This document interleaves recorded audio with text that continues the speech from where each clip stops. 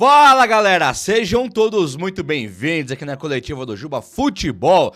Hoje eu vou te falar sobre dois jogadores que o São Paulo contratou já, comprou os meninos, coisa muito boa pro futuro. A galera lá internamente está dando pulos de alegria porque vê que o futuro desses jovens será maravilhoso. O São Paulo do nada ganha uma bolada, ele fatura uma bolada com um jogador vendido que não estava nos planos e deu tudo certo e o São Paulo vai faturar uma fortuna, é isso mesmo.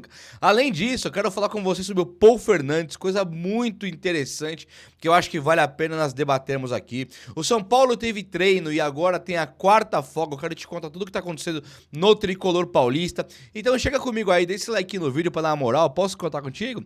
E se inscreva também no canal, você é muito bem-vindo, muito bem-vindo. Se inscreve aí, vai lá agora e se inscreve, chega, vou me inscrever aqui no canal para todos os dias eu receber as notificações dos vídeos e ficar super bem informado do São Paulo. Vai lá, rola o vídeo pra cima, tem o botãozinho escrito inscrever-se. É só clicar, mais nada, custa nada. Tamo junto? Vamos lá então. Ó, antes de eu começar com as notícias maravilhosas, eu vou começar com uma boa aqui. Depois do São Paulo pegar aquele gancho enorme no Nestor e também no Sabino, que foram suspensos por causa da treta ali contra o Palmeiras, naquele jogo contra o Palmeiras, agora o São Paulo vai tentar recorrer em segunda instância para tirar esse peso dessa suspensão tão absurda, né? Tipo assim, no campo, até concordo que o Nestor e o Zé Rafael se excederam muito ali, mas o Sabino, ele pegou um cara que não era nem jogador, nem era da comissão técnica, era um provocador que estava ali provocando. O Sabino, que não tem sangue de barata, é um ser humano, né, como nós todos, né? Não é um cara de gelo, não é o homem de gelo, ele foi lá e pá, sai daqui, e deu uma no cara, e agora ele pegou em 5 jogos de suspensão, é muito absurdo, e o São Paulo vai tentar reverter esse quadro, e o São Paulo faz certo. O Nestor um pouco mais afastado dos planos do Zubeldia, né, um pouco menos importante, mas o Sabino ganhou uma importância enorme, principalmente quando joga em Campeonato Brasileiro, que o Alan Franco, ele dá o lugar pro Sabino pro Alan Franco descansar. O Alan Franco dá lugar pro Sabino no Brasileiro, que aí o Alan Franco descansa, é isso mesmo. Então, gente, vamos lá, São Paulo, boa sorte aí, que dê tudo certo. E o São Paulo, ele vê agora jogadores como Pablo Maia despertando interesse do futebol europeu de novo, mesmo sem o Pablo Maia voltar. Mas isso não é assunto para agora, não. O que tem para agora, além do São Paulo tentar a renovação tentar o querer, né, a renovação com o Luiz Gustavo e também com o Rafinha, também já discuti isso, depois eu falo mais sobre isso, que agora ficou numa do Júlio Casares, falou que os caras querem renovar, que ele quer renovar com os caras e tal. Acho que importa pouco por enquanto. Vamos lá. O São Paulo, ele fechou com o Wellington Júnior de 16 anos. Esse Wellington Júnior, ele é um jogador que o São Paulo contrata ele que veio do Red Bull. O Red Bull estava com o jovem lá e o jovem, ele era considerado craque mesmo. E aí o Red Bull viu alguns atos de indisciplina desse Wellington Júnior e o Red Bull optou por mandar o cara embora. O São Paulo foi lá e contratou ele. E aí tudo bem, a notícia era essa, até que nós fomos ver o que estava acontecendo com relação à questão técnica do rapaz. E o moleque, o São Paulo entende que ele é absolutamente diferenciado, que ele é muito acima da média e que o São Paulo quer tentar assim. O cara tem 16 anos, né? Então uma indisciplina com 16 anos quer dizer pra mim muito pouco. E acho que pro São Paulo também. O cara com 16 anos ele é um menino, é um molequinho. Agora, quando ele for à vida adulta, que ele vê que o Red Bull deu um sustinho nele já mandando ele embora, e que agora no São Paulo ele teve uma segunda chance e que ele tem que aproveitar ali com unhas e dentes, eu acho sim que o Wellington vai dar super certo no São Paulo e estou torcendo muito. Outro jogador que o São Paulo contratou foi o Matheus Pereira. Esse aqui, ó, ele foi o craque do Paulista, sub-17. Ele vem pro São Paulo sub-16, mas ele já foi craque do Paulista sub-17. Um ano a mais do que o dele lá, os caras até mais velhos, sub-17. E ele é um meia atacante considerado craque do Paulista e o São Paulo contrata ele, Matheus Pereira. Ele chega pro São Paulo e já assina contrato, vai ser um Made in Cotia, que é como a galera gosta de apelidar, o Made in Cotia, fabricado em Cotia, sabe? Veio de Cotia. O Made in veio de Cotia. Então ele vindo de Cotia, made, fabricado, ele é um jogador que o São Paulo também deposita muitas fichas, né? O São Paulo aposta muito nesse jogador. O que está acontecendo com a base do São Paulo? O São Paulo está tendo uma reformulação. Neste momento que você olha nos meus olhos aqui agora, o São Paulo vive uma reformulação. Palmberg, Pedrinho Vilhena no Sport, Ibali no Inter de Limeira, e jogadores como o Enzo Boer dispensados, sabe?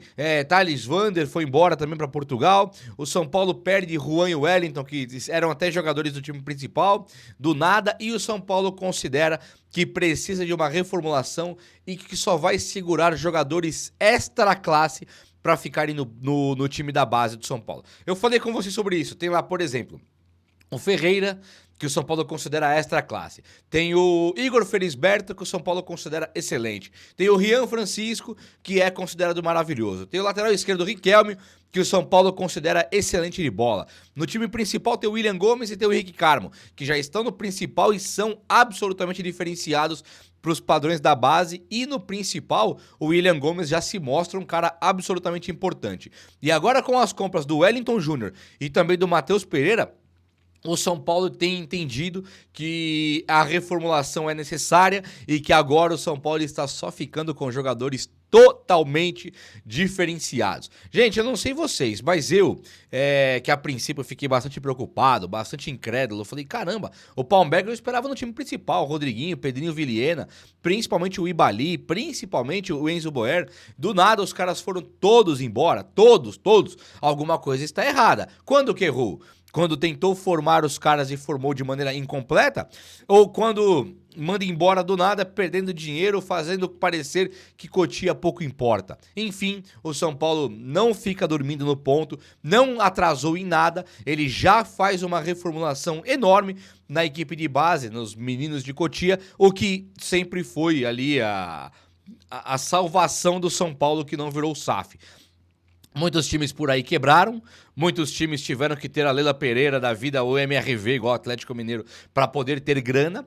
O Flamengo eu não sei explicar, sinceramente. É muita torcida, fatura mais de 1 bilhão. Calma, não sei explicar.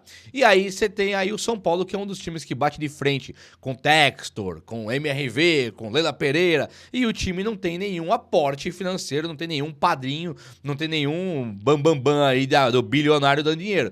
Então, o nosso é Cotia. E por ser Cotia, o São Paulo tem que olhar demais para Cotia e considerar aqui eu preciso cuidar. É ou não é? Gente, o Elinho, lembra do Elinho? Canhoto, ponta direita, que jogava no São Paulo. Ele surgiu um pouquinho antes do Antony, eu me lembro bem. O São Paulo colocou o Antony, aí não deu certo. Foi vendido rapidinho, colocou o Elinho depois. O Elinho chegou para jogar, não dava certo. O Elinho veio até um pouco antes do Antony. Aí o Elinho, meio escanteado, o Red Bull pegou emprestado. Aí o Red Bull falou, quero comprar. O Red Bull veio, pagou 20 milhões de reais, 4 de dólares na época, e o Red Bull compra o Elinho. O Elinho ficou no banco de reservas muitas vezes no Red Bull, até que o Elinho se firmou.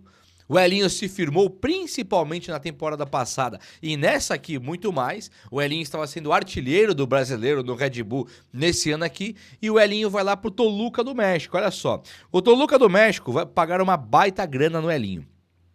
E pro São Paulo foi coisa de 15 milhões de euros, de dólares, que o Toluca do México pagou. 15 milhões você pode pôr aí vezes 5, quase 6.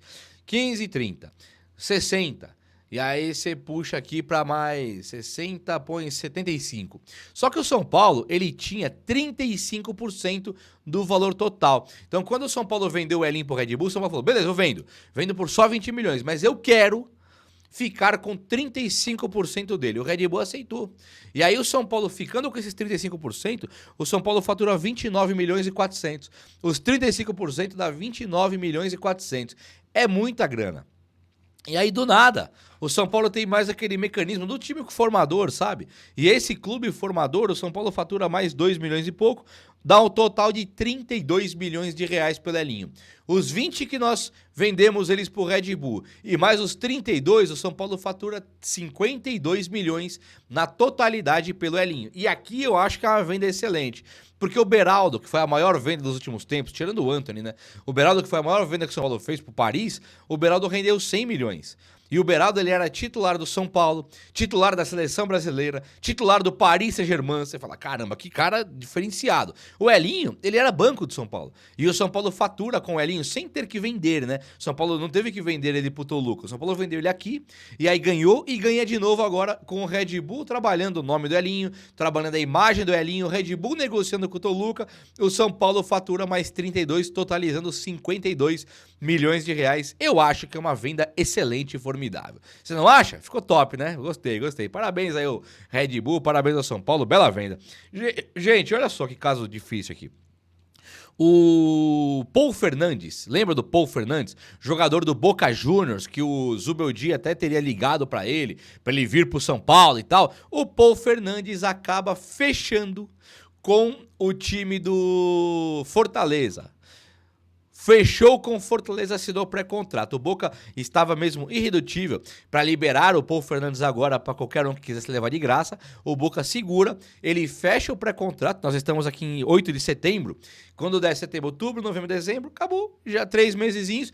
O Fortaleza pega o Paul Fernandes em tese de graça. O Boca não vai receber nada e o Fortaleza deve pagar luvas, pagar aqueles acordos por próprio jogador. Ah, vou te pagar 5 milhões e você vem pra cá. Mais ou menos assim que funciona. E aí ele paga pro jogador e recebe o jogador de graça, que o Boca não vai ver a cor da grana. Então o Fortaleza, ele contrata um jogador bastante sondado pelo São Paulo e que o São Paulo até ontem falava abertamente que queria contar com o jogador. Mas o que o São Paulo não fez? O São Paulo não assinou o pré-contrato de graça. O São Paulo já assinou o pré-contrato com o Thiago Mendes, que o São Paulo tá apalavrado, tem total interesse de trazer o cara no que vem? Não. São Paulo não assina o pré-contrato com o Thiago Mendes. O São Paulo não assinou o pré-contrato com o Paul Fernandes. O São Paulo pode ficar sem nenhum deles. O Paul Fernandes já não vem. E agora o Thiago Mendes, será que o São Paulo vai dar essa vacilada também ou não vai?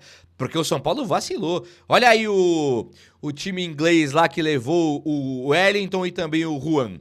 Ele assinou o pré-contrato com os dois. Um o São Paulo liberou, facilitou, que foi o Juan para ir embora. E o Wellington, São Paulo bateu o pé e falou, não vai. Mas o time assinou o pré-contrato com os dois. O Fortaleza assinou o pré-contrato com o Paul Fernandes. E o São Paulo segue sem assinar o pré-contrato com o Thiago Mendes. Complicado de digerir isso aí, né? O Zubeldia queria, o São Paulo queria, o cara não veio, o cara vai à cena com o Fortaleza. Complicado de pensar, mas também ele tá certo, né? No Fortaleza pode ser que ele chegue e jogue, igual o Pochettino tem jogado, e no São Paulo ele vai chegar e pegar essa dureza que o São Paulo, que por exemplo, aí o Marco Antônio tem pego, não consegue jogar. Então fica difícil realmente de ver os jogadores que o São Paulo comprando muito volante. Parabéns aí pro Fortaleza e que o Paul Fernandes seja feliz por lá e vamos pra cima. Gente, o São Paulo fez um treino ontem, no sábado, e ganhou folga de novo hoje. Então o São Paulo tem já a 4ª folga, né? O São Paulo jogou Quando que o São Paulo jogou? Foi no domingo passado? Aí ele teve folga alguns dias, segunda, terça e quarta, se reapresentou, treinou.